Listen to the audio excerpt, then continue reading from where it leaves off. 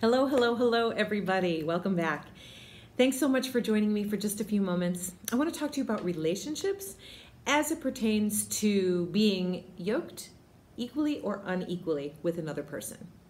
So a lot of times when I say that, how important it is to be equally yoked with someone, people think eggs, right? I say yoke, you think eggs. A lot of people do that, right? So I guess you can use the analogy of eggs if you want.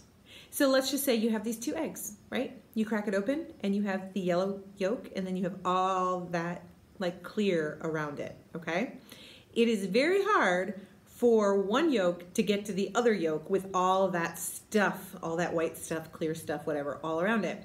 So a lot of times we separate the yolks. There's actually egg separators. Drop it in there, the clear stuff falls out and you just have a yolk. Now, let's say that you have these two yolks and you put just the two yolks into a bowl and you scramble them all up. They become one. You cannot separate that yolk, all right? You can't say, okay, well, now I want those two separate yolks again. So I'm just gonna take the one yolk away from the other yolk. You can't, because those two yolks have been put together in that bowl and they've been unified, right? So for me, I love it, that part of the wedding ceremony. For some reason, I'm not sure that I always hear it, but I feel like it's there, where the priest says, what God has joined, let no man divide. Basically, that's what's said, right? So these two yolks are put together and let no man separate them. In fact, it should be impossible within the sacrament to separate them.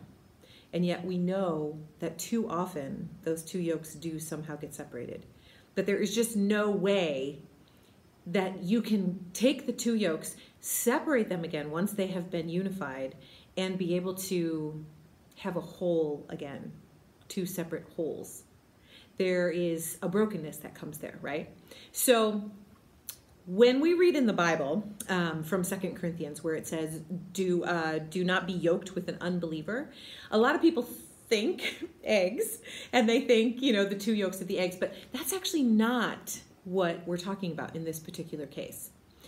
To be equally yoked is, well, especially in this time, date and time when 2 Corinthians was being written, there was when you had fields to plow. Let's use fields for an example. So let's just, there's a lot of analogies in the Bible about the sower and the seed and the good harvest and things like that. So we're going to talk field, okay?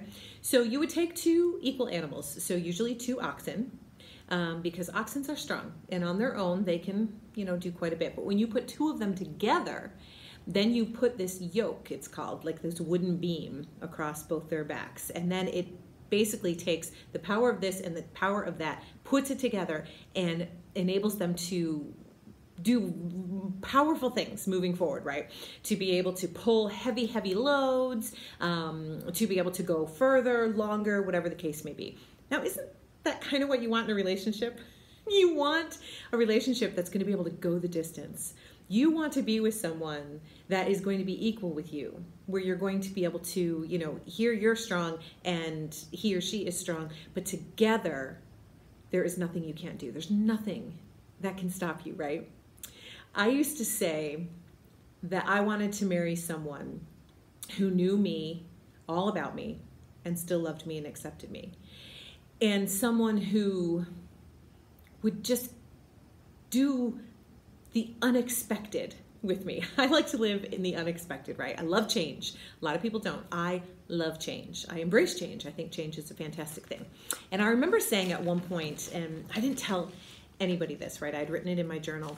Do you guys keep a journal? Sometimes I still do, actually, but I kept one for years and years and years, especially when I was traveling. So I wrote in my journal that sometimes I just want to change my life. I just want to change everything about it. I want to do the unexpected.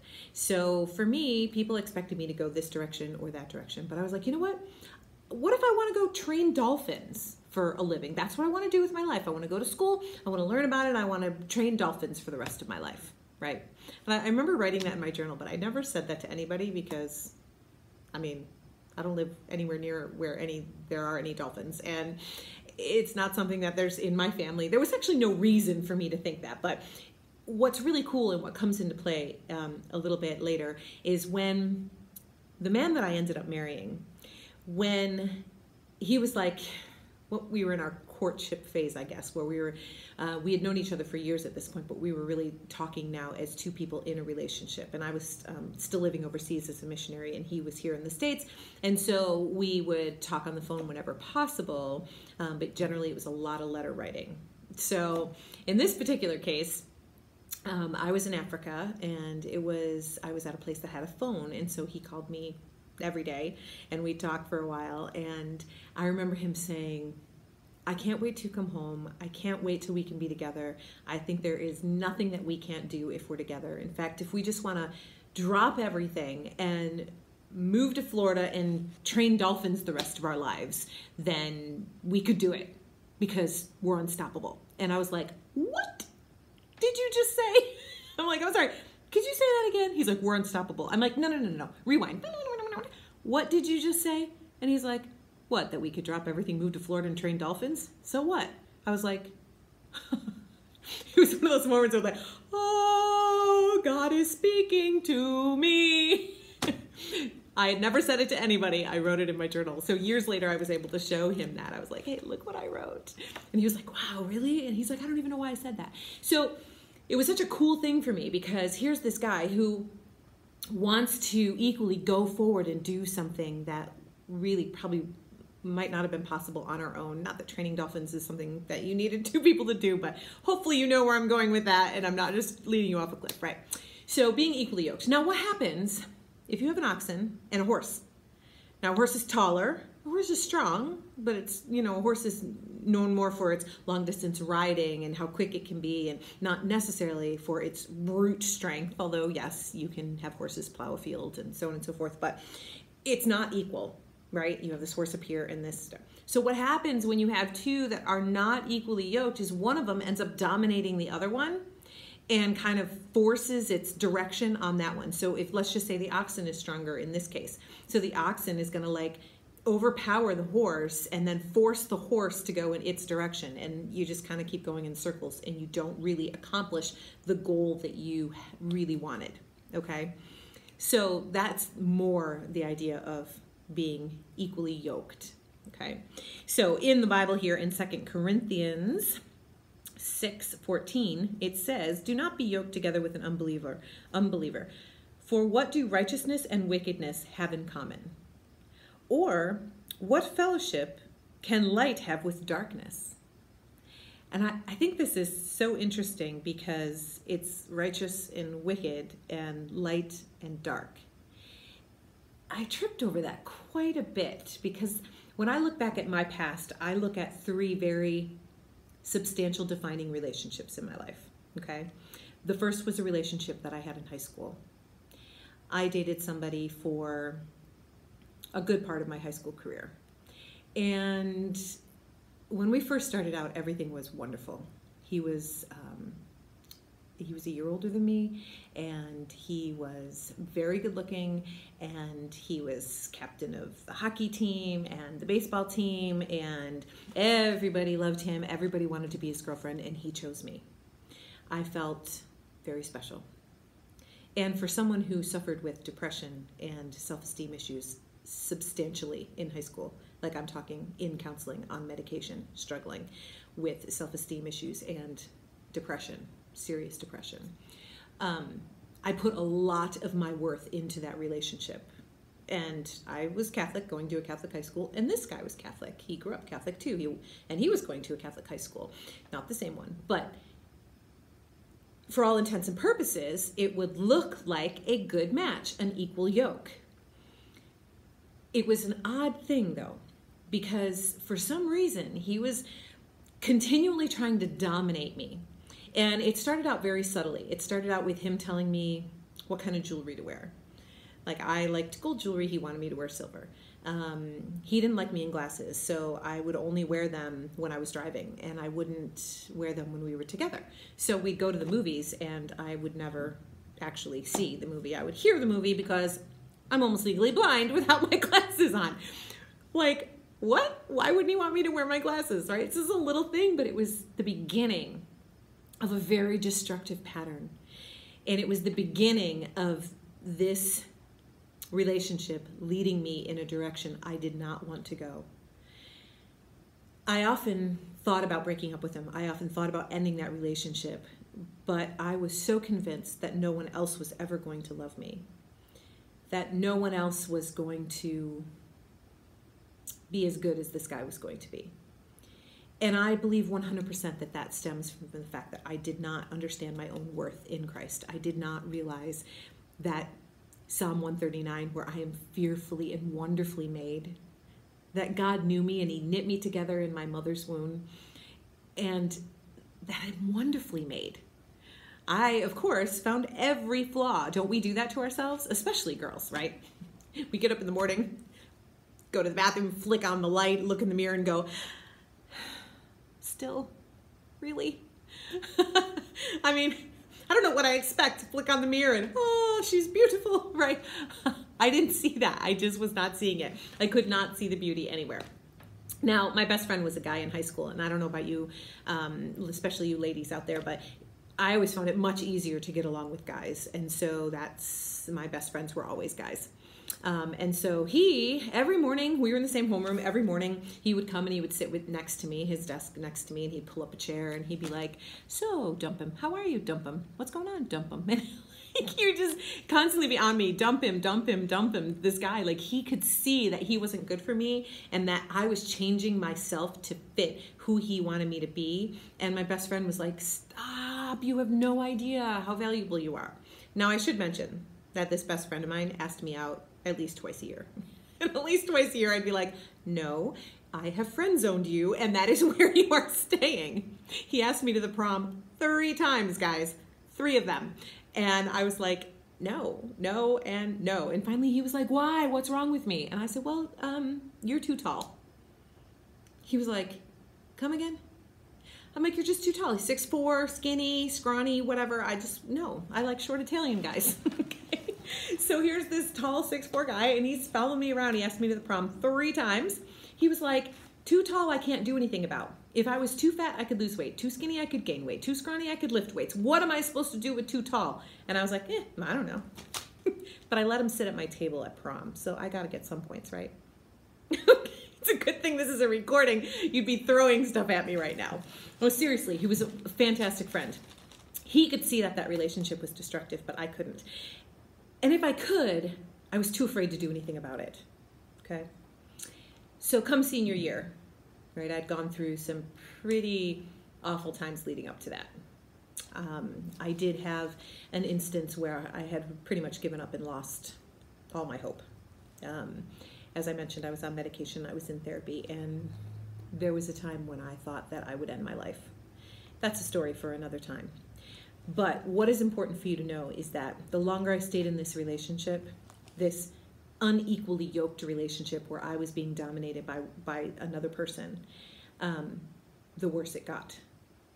It stopped from any forward motion whatsoever.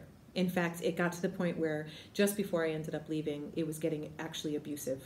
First verbally abusive, where he would cut me down and make me feel small, where I am a singer, and so I would have a concert and he would mock me for days leading up to the concert, and if I had a solo, he would rip my confidence apart to the extent where I was a petrified mess to sing that solo at that concert in front of people. And then afterwards, there was never anything positive to say. And I believed the lies that were being told to me. I believed that I had no value. I stayed in a relationship that then turned physically violent. I will never truly understand. I'm not a shy person. I'm not a timid person. I am one who usually speaks my mind. And so I don't necessarily understand fully why I stayed, but there is a part of me that is glad that it got as bad as it did, because I might not have left otherwise. And I remember the first time that he actually physically hit me. It was like a wake-up call. It was like a slap across the face. Like, what are you doing, Carrie? Why? Why are you staying in this relationship? Now, please hear me. I am not saying that people who are in abusive relationships, that it's their fault. Okay, I know that there's so much more behind all of that, but for me in that moment, it was a wake-up call. So I knew that I needed to make a change, and that's when I became a missionary. So I had a choice. I had to either go to college or go into the mission field. So I justified it by finding just enough strength to leave. And I said, I'll be back in 18 months. It's only a year and a half, and then I'm going to go to college, and so on and so forth. Well, he had put a ring on my finger senior year of high school, a big old diamond ring that I don't even know who paid for, his aunt, whatever. I don't know. And he kept saying to me, it's just because I'm so jealous. When we're finally married, I won't hurt you like this. That's not being equally yoked, guys. That's darkness. Even though we were both Catholic, there was darkness being united to light. In this case, that is not equally yoked. Okay? Does that make sense? I'm hoping it does. When you understand Psalm 139, that you are fearfully and wonderfully made, and when you understand Jeremiah 29, where it said that God has a plan and a purpose for our life, and it's not to harm you, but to bring you good. If you are in a relationship where you are being harmed, whether it's, well, God forbid, physically, but emotionally, you don't have to stay there. You just don't have to stay, okay? So that was relationship number one. That was very defining for me. Relationship number two was while I was a missionary living overseas in Europe, I met a man from Denmark, and he is a wonderful man. And we got along so well. And at first we just stayed friends for a while. I kept going to where he was working. He was in the military in Denmark. And for some reason, we were always working with the military over there. I don't know why. I can't remember. But we really hit it off. And we'd write letters in between, because that was before cell phones, before email, before Snapchat or Instagram or any social media whatsoever, right? So there were letters and then occasional phone calls. And then we'd spend some more time together, and then so and so, and we'd go back and forth with this. And I was just falling in love with this guy, and he was a Christian, and he loved God, and it was a beautiful relationship. He treated me the way I deserved to be treated, like I was truly valuable and precious. And at one point we talked about whether he would leave the military and join me in missions, or whether I would leave missions and go and live in Denmark and raise trilingual children the rest of my life, right? He wanted a big family. I wanted a big family. There were so many things that seemed to be in alignment that were really, really, I mean, they said yes, right? So I had a choice to make. And there was something in my heart that was telling me, well, not something, it was the Spirit that was in my heart that was telling me, this wasn't quite right. This was not really quite an equal yoke. Either he would have to give up his country and culture and kind of the way he was raised as a non-denominational Christian to join me in being a missionary and a Catholic, because I knew it was important for me to marry a Catholic. So either he was going to give that up, or I was going to have to decide that being Catholic wasn't important enough, and I was going to leave my Catholic faith and join him and leave my culture behind, my family, my relatives, so on and so forth. So I'm not saying that every one of you who ever dates someone who's not Catholic has a cultural and a spiritual division, but that is a perfect example of being unequally yoked. So him and I decided to really pray about it. And I remember being in England, and I had to make a decision. I either had to go and spend my holiday in Denmark, or I had to grab a ticket last minute and fly home. Now, this best friend that I was talking about, he was always at the airport when I would fly home, and he was always there when I left. And we stayed the closest of friends and wrote letters, and I looked forward to his letters. So it was really wonderful to have that friend and have it to maintain, even though he knew all about me and still loved me, right? That's an important trait to have in your best friend. They know you and they still love you, okay? So I remember sitting there, and him and I were talking, and I said, let's just pray about this overnight, because I felt like I was at a crossroads in my life, and I could either choose to go get on that ferry and take a ferry over to Denmark, or get on that plane and fly home for Christmas. I prayed throughout the night about this, because I felt like if I got on that ferry, that was me deciding my future. And if I didn't, and I got on the plane instead, that I was saying no to that. I didn't know what the future over here was, but I did know that I was saying no to this. So I woke up the next morning, and we called, we talked, and he and I both agreed that I was not going to get on that ferry. And although we didn't say that we were ending the relationship, I think we both in our hearts knew that we were ending this relationship. And yet, as heartbreaking as it was, there was a huge sense of peace. And I do know that God brought him into my life to show me the value and the worth. I think sometimes there are relationships in our life that are just there so that we can come to understand our value and our worth even more. It's getting kind of dark in here. Maybe I'm talking too long. Okay, so that leads me to the third most substantial relationship that I have had in my life. I got on that plane and I flew back to the United States, and I didn't tell my best friend that I was coming. Right. I knew that he'd be at the airport, but I didn't tell him. So I asked my brother to come and pick me up. So my brother came to pick me up, and he said, all right, you want to head home? And I was like, no, I'd actually like to go to Troy's house. And Troy was my best friend in high school.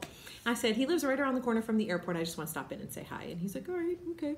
So I drive over there, and the whole time I'm praying.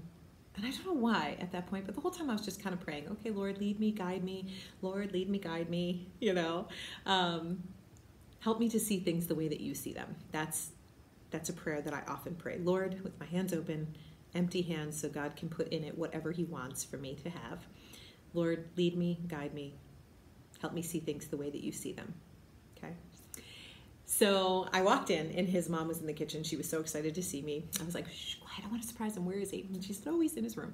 So I went around the corner where his room was, and I stood in the doorway, and I just kind of watched him, and he was like putting away laundry or something. I don't even know.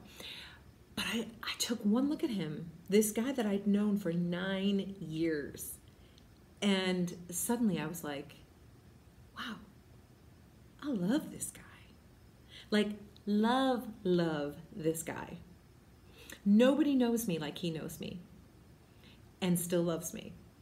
He knows my deepest, darkest secrets. He knows what makes me happy, and he knows how to make me laugh, and he's held me while I've cried, and I really love this guy.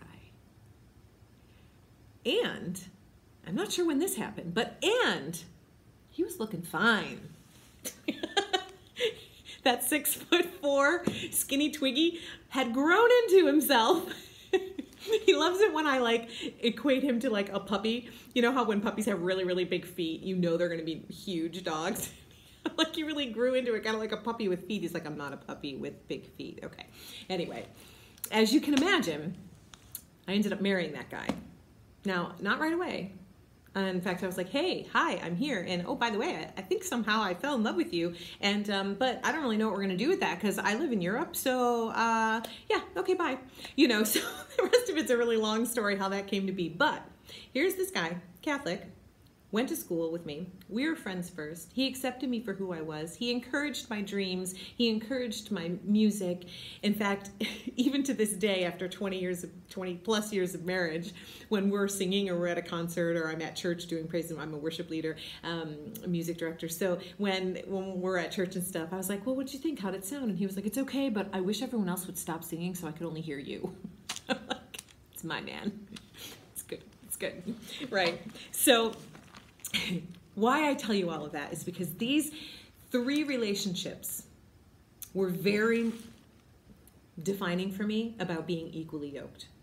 So he is very strong in his career.